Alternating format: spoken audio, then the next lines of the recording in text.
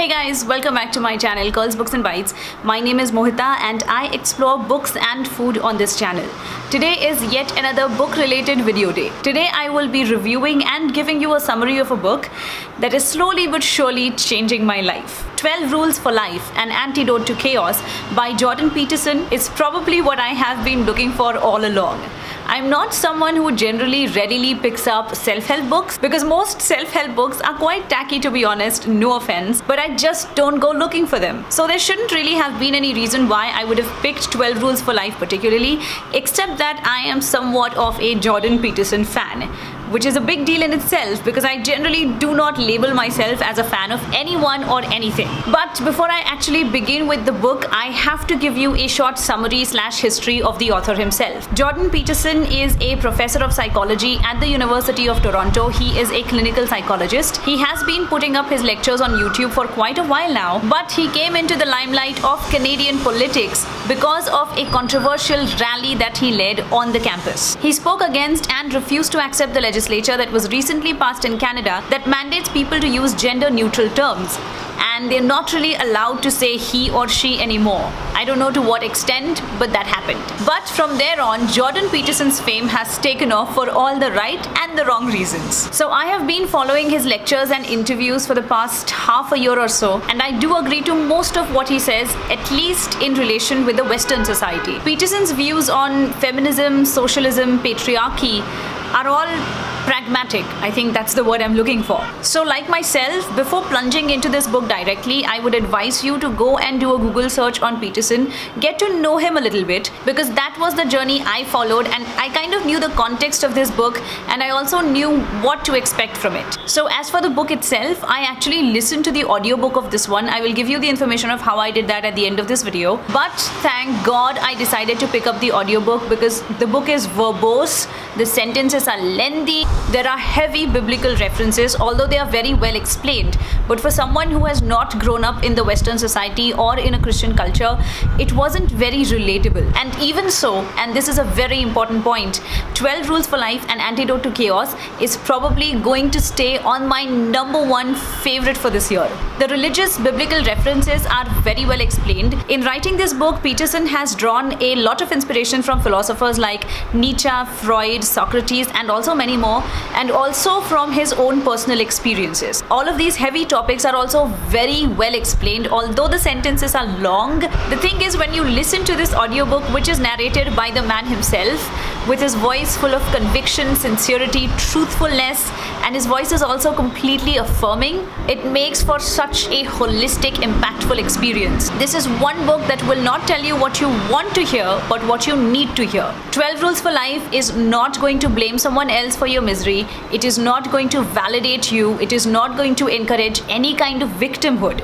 It is going to ask you to stand up for yourself. Personally, 12 Rules for Life, An Antidote to Chaos has helped me arrive at certain decisions that I could not for the longest time. It has also put into perspective an idea of a progressive liberal society that needs to embrace certain traditional viewpoints in order to live a more flourished and healthier life. Now finally, I'm going to take you through all the 12 rules one by one and also tell you what I think about them. The first rule is stand straight with your shoulders back. It's exactly the way it is. If you stand up with a straight spine, others are going to perceive you as a more confident, capable, strong person rather than someone who is slouching and has a slumpy posture. Rule number 2, and this is the best rule that I have come across: treat yourself like you are someone responsible for helping. Peterson points out, basis a research, that 2/3 of the people, of sick people who are prescribed medication, will not take their medication correctly. What does that signify? Do sick people enjoy being sick? Do sick people just not care enough? Do sick people really do not want to get better? The answer is obvious. No, that's not how it is.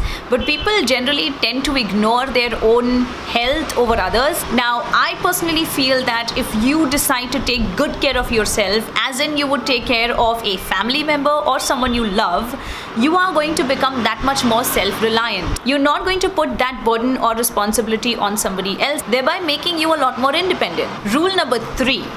Make friends with people who want the best for you. This is so important. I could talk about this point for an hour straight. But today I will bring to your attention only this one point that I have been observing, and I think it is the most relevant today. In the recent times, there came out a movie called Veere the Wedding, which was like a female answer to Dil Chahta Hai. No, it wasn't.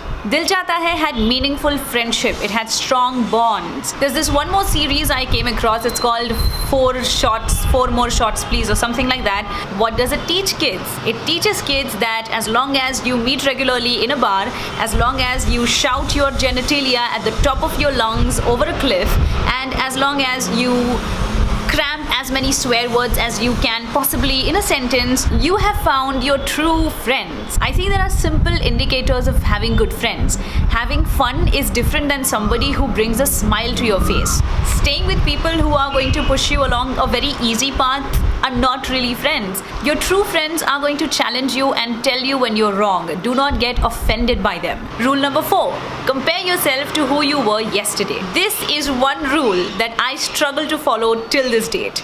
In school, it was about comparing the grades. In college, it was about comparing fashion sense, and I sucked at it. During my adulthood, it was about career and making money. And even right now, as a YouTuber, I cannot help but compare myself to other YouTubers. Especially at the beginning of my YouTube channel, I was absolutely obsessed with the number of subscribers, the comments, the likes and dislikes that other YouTubers got, and it bugged me. I did not wish ill for them, but it bugged me. But the intensity of this obsession is slowly but surely reducing, because as the book says, someone somewhere is always going to be better than you. Rule number 5. Do not let your children do anything that will make you dislike them. This is something that I need to keep a note of for the future. Peterson talks about so many things in this book, and each and every one of them is interesting, but I think the chapter concludes with whether or not you should hit your children. And according to Peterson, and also according to me, it is a necessary evil. Sometimes under dire circumstances, hitting your kids is the only way. If your kid is doing something that is adequately dangerous either to himself or to somebody else, you have to use a method that will stop that habit the fastest within reason. Rule number 6. Set your house in order before you criticize the world. I may not agree with this title, but I do agree with the content under it. In short, it says that you should sort yourself out before you set about sorting the rest of the world. Rule number 7. Pursue what is meaningful, not what is expedient. Expedient is something that is easy and convenient, but also wrong. Rule number 8. Tell the truth, or at least don't lie. In the process, you might end up hurting somebody's feelings, so you must not be rude with them, but you also have to be honest. So for example, calling an obese person curvy, which by the way is not the meaning of the word, or plus size, or taking it under the wing of body positivity is not going to make that person any less obese. Rule number 9. Assume the person you are listening to knows something you don't. So this is something that I actually learned new from this book, and not something simply that I agreed with. In short, listen to what the other person is actually saying. Make sure you have understood their point exactly as they have meant it. Do not twist what they are saying in your own head such that it validates your point of view. Rule number 10. Be precise in your speech. In short, say what you mean what you say. Again, something that I have constantly struggled with. There have been so many incidences where I have not been able to express exactly what I was thinking, and that leads to a lot of frustration, and I also lose out on the opportunity of explaining myself to someone whose opinions I care about. Even today, precision of speech is something that I so need to work on. Rule number 11. And I suddenly wish I was Hrithik Roshan. Do not bother children when they are skateboarding. Now, this particular chapter is very broad and also slightly vague and covers a lot of topics under it, and I'm not even sure why. But pertaining to this title, what it means is when somebody is taking a risk, they're trying to find out how competent they are, and they're trying to find out their strengths, and do not bother them while they're doing that. Now, other than this chapter also talks about why patriarchy is only partially true. Also, why the concept of the rich oppress the poor is also only partially true. He also points out why equality always seems like a virtue, and then goes ahead and challenges this idea. And then finally, under this chapter, he also discusses the problems about being an agreeable person. Rule number 12. pet a cat when you encounter one on the street. So Peterson throughout this book tells us, without being too bleak or grim, that the world is unfair. Every once in a while you will encounter shitty people in your life, and everyone will always have their own battles to fight. And these are all the reasons why you should not only hold on to, but find every tiny opportunity that brings you moments of pleasure and happiness. So these are the 12 rules that Jordan Peterson tells us in his book 12 Rules for Life, An Antidote to Chaos. And I am going to add a 13th rule to this one, especially for the Indian audience. Unless you are a student of sociology, psychology or philosophy, I will strongly advise you to do what I did, because actually picking this book up, reading it and then finishing it is nearly impossible. So how I got my hands on the audiobook is I downloaded Audible, and I'm still on the free trial. It gives you a 90-day free trial, and every month I think it gives you 1 credit. So far that is how it has worked for me. So on that 1 credit that I got, I purchased this book. So I didn't pay any money, of course. I got that credit, I used that credit to download this book, and then I listened to it. So you can do the same. I don't know how Audible works after the trial period is over. If you have Audible and if you're using it for quite a while, then you already know how it works. But if you haven't used Audible at all, then download it on your phones and then use this credit system so that you don't have to pay any money, because audiobooks are definitely very expensive in India. I will leave my Amazon affiliate link of this book in my description box. Make sure you use that so that I get a teeny tiny bit of commission when you purchase this book. My concluding argument for this book would be that all of what Peterson says does not apply to the Indian society just yet, but there are certain elements of this book from which we could learn a lesson, and we could stop from sabotaging our own progress, both individually and as a nation. So yes, when you can and when you're up to it, I would definitely suggest you to read this book, but I do not guarantee that each and every one of you will end up enjoying it. I think it really depends on your own personal ideology and the way you approach this book. So that was it from my end on both Jordan Peterson and his book 12 Rules for Life. Until next time, bye.